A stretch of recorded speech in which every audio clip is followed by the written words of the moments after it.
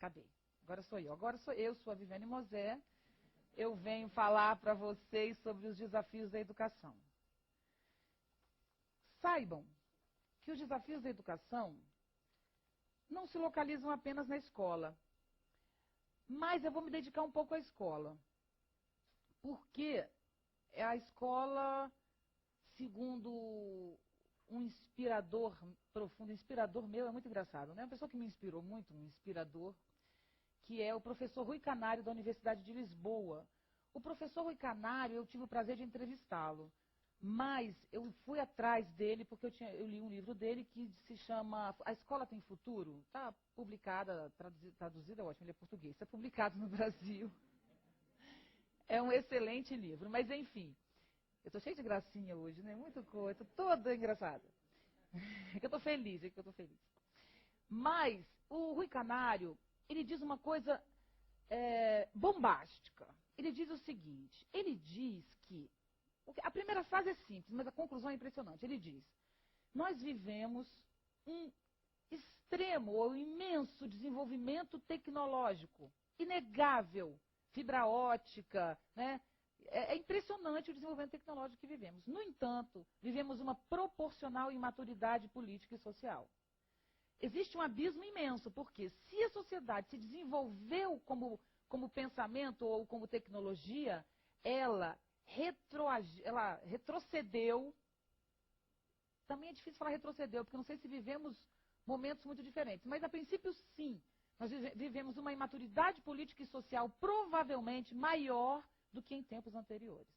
A imaturidade cada vez cresce. A impossibilidade de convivência aumenta a cada dia. Agora, o mais importante é a que ele atribui isso. Ele diz que isso é consequência do modelo escolar. Para o professor Rui Canário, a nossa escola produziu imaturos políticos e sociais. É isso que eu vou argumentar. Foi partindo desse princípio que a minha cabeça deu um giro e eu hoje me chamo educadora. Porque realmente eu fiquei muito impressionada e a educação hoje é o meu maior foco de atuação.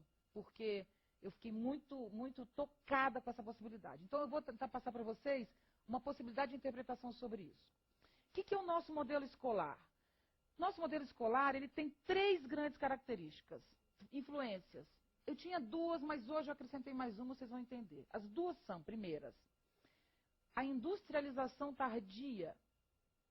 Segundo, o regime militar no Brasil. Então, como é o modelo escolar brasileiro? Até a década de 50, o Brasil possuía um tipo de estrutura escolar que era muito voltada para a reflexão, para o pensamento. Então, nós tínhamos literatura, nós tínhamos filosofia, arte, a formação era ampla, era uma formação aberta, questionadora e reflexiva. Mas era uma escola elitista. Era uma escola voltada para poucos. Era uma escola que se dedicava a formar lideranças. Por isso, eu ainda me lembro, eu não cheguei a fazer isso que eu vou dizer para vocês, mas meus irmãos sim, chamava-se admissão. Você fazia a primeira, segunda, terceira série. Você passava na terceira série, mas você não entrava na 4ª série. Você precisava fazer um vestibular para saber, só os melhores entravam no ensino médio. E, obviamente, os melhores ainda entravam na universidade. Então, esse é um mecanismo de exclusão necessário na época, quer dizer, completamente incorreto no meu ponto de vista, mas considerado necessário por quê?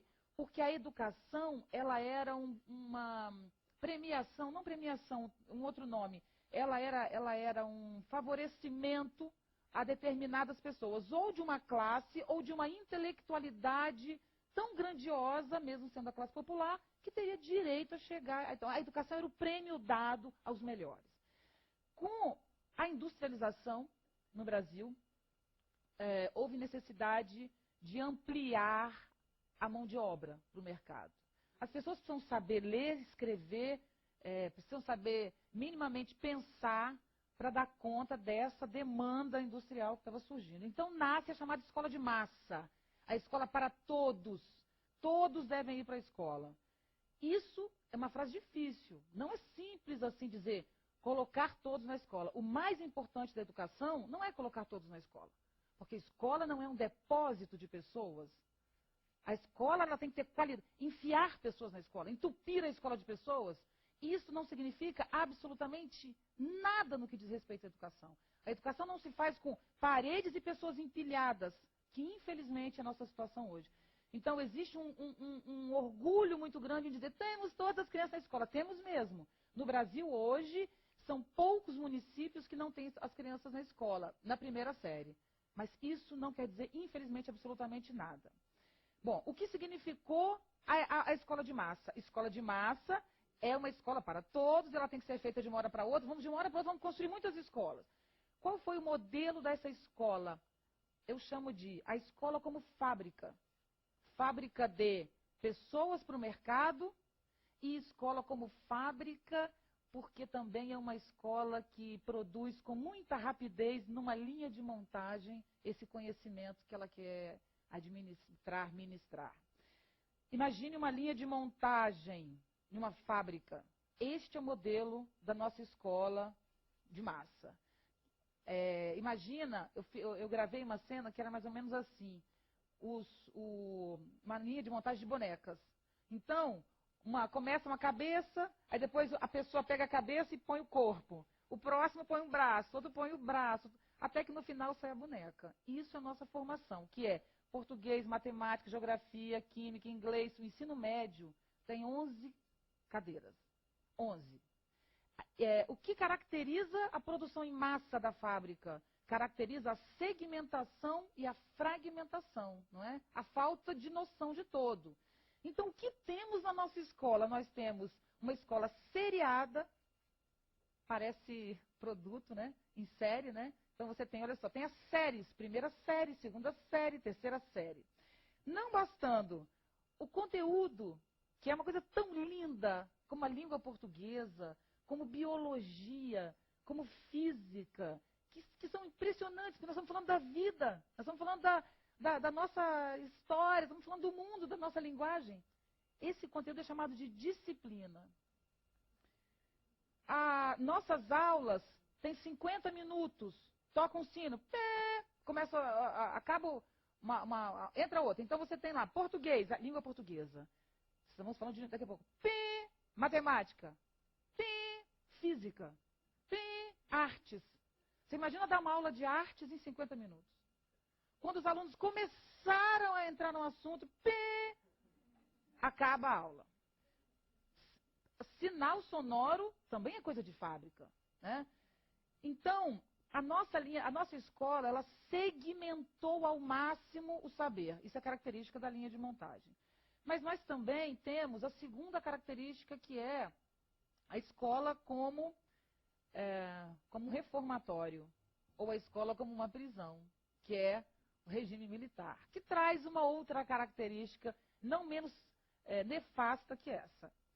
O que é escola como prisão? Eu falei, na verdade, disciplina, eu errei no meu plano, porque disciplina eu tinha que falar agora, mas tudo bem, a gente encaixa agora. Que é exatamente de chamar de disciplina. Então, o que é o nosso currículo? Chama-se grade. Grade curricular. E atrás da nossa grade curricular, nós temos disciplinas. Gente, a avaliação é chamada de prova. Quero dizer, você é um condenado. Se você não provar, você chega na avaliação condenado. Você tem que provar que você é inocente. E aí você vai passar, vai ser absolvido. A necessidade de construir essa escola dessa maneira, ela diz respeito especificamente a uma outra necessidade ou desejo dessa sociedade, que era produzir passividade, disciplina, ausência de questionamento e crítica, repetição e não criação de conteúdo. E essa estrutura, ela tem também um outro fator inacreditável, e eu gosto muito de falar disso, para chamar a atenção dos nossos arquitetos, que é em que lugar do Brasil os arquitetos estão repensando a estrutura da escola arquitetônica? Como assim as nossas escolas? São salas pequenas, isoladas, com aqueles corredores imensos. Os pátios também não são, né, são totalmente vigiados, então as crianças vêm para o pátio e ficam naquela convivência apertada. As escolas não têm espaços amplos